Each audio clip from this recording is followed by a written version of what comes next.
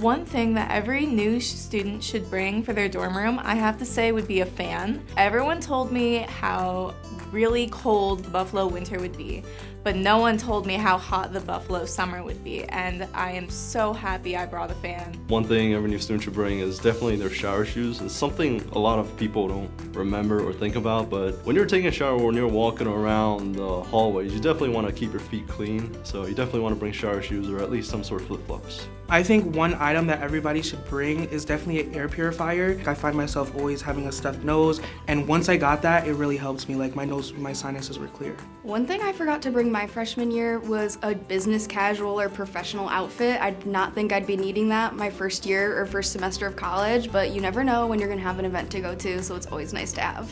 Something that I didn't think I would need on campus is probably like a portable charger or just like extra chargers, to be honest, because I don't want to have to take my charger from home, put it in my bag every single day, and then take it back out to charge my computer, my tablet, my phone, or anything. Probably a mini fridge, just because you don't always have access to the food areas. Being able to have like snacks in your fridge is always good to have when you're studying long nights and you can't go somewhere to get food.